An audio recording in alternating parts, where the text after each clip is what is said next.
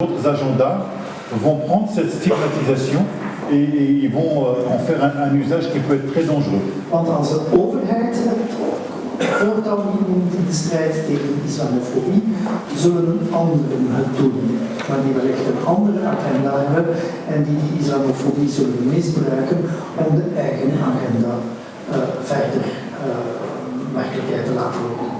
Alors pour passer maintenant à quelque chose que je maîtrise un peu plus.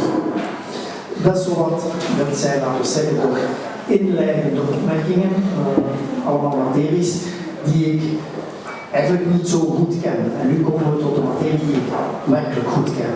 On ne peut pas parler d'un islam en général, ça n'existe pas. De même qu'il n'y a nulle part un islam authentique, quand on dit le vrai islam, etc. Ça c'est bien, mais pour faire fonctionner l'imaginaire, ce n'est pas du tout la réalité historique quand on fait de l'histoire. Dus de grondstelling is, er is niet zoiets als de ware islam. Dat is misschien wel mooi als beeld en we gebruiken dat, maar historisch klopt dat niet. Er is niet zoiets als de ene ware islam. Dat is de basisstelling. Donc pour parler d'islam, il faut un temps, un lieu, un groupe humain, une société. Sinon c'est pas possible, sinon on est dans l'idéologie. Als je het over de islam wilt hebben. Il faut être actif là. Ok, ça va. C'est pas le chef, hein. C'est quoi que tu m'avais dit? Kan niet helpen.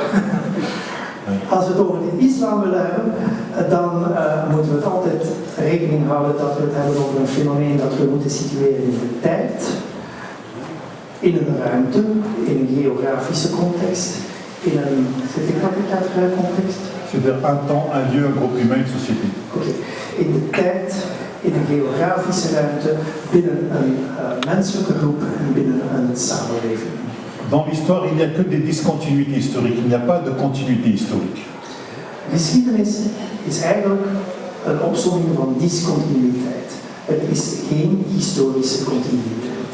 En ce qui concerne l'islam des origines, qui est ma spécialité, wat de islam van de oorspronkelijke Koranieke context betreft, wat mijn wetenschappelijke specialiteit is. Ce que je peux dire, c'est qu'à la fois dans les universités et chez les musulmans, il y a un véritable déficit d'histoire.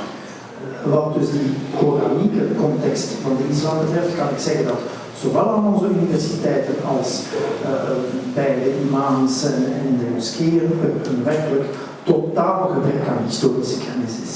On a une histoire mythique, sacrée, on n'a pas encore une histoire au sens historique. We kennen onze heilige geschiedenis, we kennen onze gesacraliseerde geschiedenis, we kennen onze mythische geschiedenis, maar we kennen onze historische geschiedenis niet. Et donc je voudrais simplement vous introduire à une méthodologie pour ne pas, je dirais, mélanger les différentes chronologies. Dus wat ik jullie wil aanbieden is een methode om te proberen verschillende chronologische lagen in de geschiedenis van onze eigen traditie uit elkaar te houden. Le Coran est censé être un texte du 7e siècle. De Koran wordt geacht een tekst te zijn die in de 7e eeuw is ontstaan. En termes de factualité d'un point de vue historique, il est impossible de retrouver de la factualité. Maar over de 7e eeuw hebben we geen feitenkennis. Er is geen historisch-wetenschappelijke feitenkennis van de 7e eeuw. Il est impossible de vérifier la factualité des événements que la tradition musulmane raconte qui s'établit 2 siècles plus tard. Het is dus onmogelijk om het feitengelaas over de 7e eeuw te verifiëren. Dat feitengelaas wordt ons gebracht, wordt ons overgeleverd door een traditie die 2 eeuwen later is ontstaan. Het is wetenschappelijk onmogelijk om terug te keren naar de historische 7e eeuw. L'islam premier a beaucoup parlé, il a très peu écrit.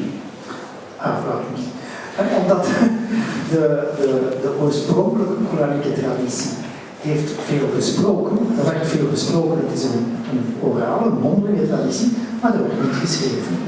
Tout ce que nous savons sur le Coran nous est dit par la tradition qui s'élabore au 9e siècle dans une autre société dont je vais vous parler.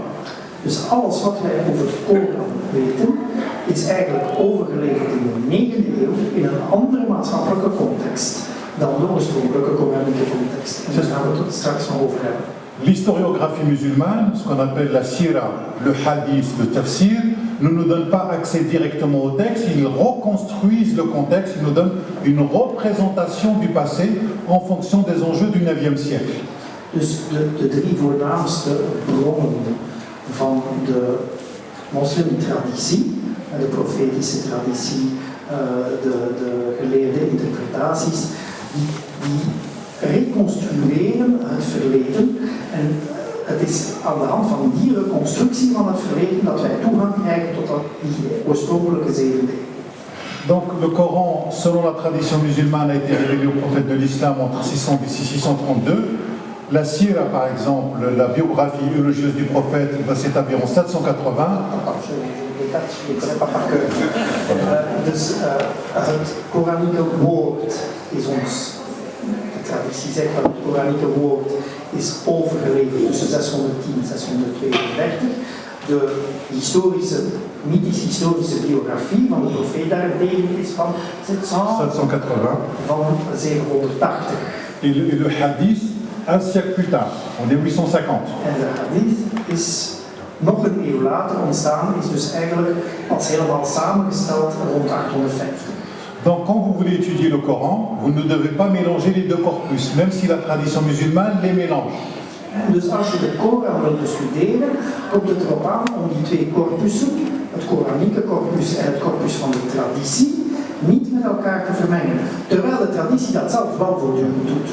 Autrement dit, au 9e siècle, c'est là où se met en place la théologie et l'exégèse musulmane. Dus het is pas in de 9e eeuw dat de moslimgodgeleerdheid, dus de moslimtheologie, de moslim-exegese, het leren, lezen en interpreteren van teksten, is ontstaan. Et il y a l'imaginaire islamique qui se met en place, qui va se substituer à l'imaginaire coranique du 7e siècle. En dus het is op dat ogenblik in de 8e eeuw dat een islamitische beeldentaal, een islamitische beeldwereld, een imaginaire wereld van de moslims ontstaat, die zich in de plaats stelt van de oorspronkelijke Koranieke imaginaire wereld van de 7e eeuw. Pour aller très vite, j'ai envie de vous dire qu'au 7e siècle, l'islam n'est pas une religion, c'est une alliance. Et c'est au 9e siècle qu'il devient une religion. Het is wat kort door de bocht, maar het maakt veel duidelijk als ik stel dat de islam in de 7e eeuw geen godsdienst is, maar een verbond, een alliantie, een deal. En dat het pas in de 9e eeuw is dat dat verbond getransformeerd wordt in een godsdienst. Dans la société vous savez, après la mort du prophète en 632, vous avez ce qu'on appelle l'Empire omeyyade de 660 à 750 à Damas. Dus na de dood van de profeet in 632 hebben we een heel belangrijke periode, namelijk die van het Omeyyadenrijk tussen 650 en 750 in Damascus, in Palmyra. Oui. Si vous vouliez devenir musulman, il ne suffit pas de dire la shahada pendant très longtemps, ce qu'on l'attestation de foi. Dus om moslim te worden kwam het er niet alleen op neer om heel regelmatig de geloofsbelijdenis te reciteren en dus het geloof te beleiden. Les non-arabes ne pouvaient pas devenir musulmans, ils ne pouvaient pas entrer en islam. Maar het was niet de bedoeling dat niet-Arabische volkeren in dat verbond intraden. Niet-Arabische volkeren werden aanvankelijk niet geacht om moslims te kunnen worden. Si vous n'étiez pas arabe, il fallait être rattaché à une tribu arabe qu'on appelle en termes dans l'arabe maoula, rattaché pour entrer dans l'alliance. Dus je kon in die context van de Omeyyaden slechts in het verbond treden door een alliantie aan te gaan met een Arabische stam, zodat je op die manier verbonden raakte met het oorspronkelijke Arabische verbond. Donc l'islam c'est une alliance ethnique arabe jusqu'en 750. Dus tot 750 is de islam eigenlijk een Arabisch-etnische verbondsconstellatie. Et les Omeyyades préféraient que les gens payent l'impôt plutôt qu'ils deviennent musulmans. En de Omeyyaden vonden het veel beter dat de niet-Arabieren de noodzakelijke belasting betaalden, omdat ze niet in het verbond traden. aanraden dan dat ze wel via de omweg van de alliantie met een Arabische stam in het verbond zouden treden. Et ce sont les Omeyyades à partir de 750 qui ouvrent la porte, et donc il y a une entrée massive de convertis, de chrétiens, de juifs et de zoroastriens. Maar dus met dat systeem hebben ze wel de deur opengezet voor een groot aantal bekeerlingen, nieuwelingen, die in de islam zijn gestapt. Het waren bekeerlingen vanuit bestaande religieuze systemen, namelijk die van de buren, het christendom, het jodendom en het zoroastrisme dat in Perzië voorkwam. Et ces gens, en entrant en islam, viennent avec leur imaginaire, leur représentation, leur histoire, qu'ils investissent. Autrement dit, ils biblisent l'islam. En dus die bekeerlingen, vele bekeerlingen, zijn binnen de islamcontext, zijn in de islamcontext ingestapt met hun eigen imaginaire wereld, met hun eigen geloofswereld in het achterhoofd. En dus in die zin stellen we vast dat vanaf die vroege 9e eeuw de islam als het ware verbijbelst is geworden, gebibliseerd. Et c'est au IXe siècle que la tradition prophétique devient la seconde source normative dans le sunnisme. En het is pas vanaf de 9e eeuw dat binnen het Soenisme de profetische traditie een tweede bron, geloofsbron is geworden naast de Koranieke traditie. Autrement dit, les musulmans d'aujourd'hui sont les petits-enfants des néo-convertis, pas les petits-enfants de Mohammed.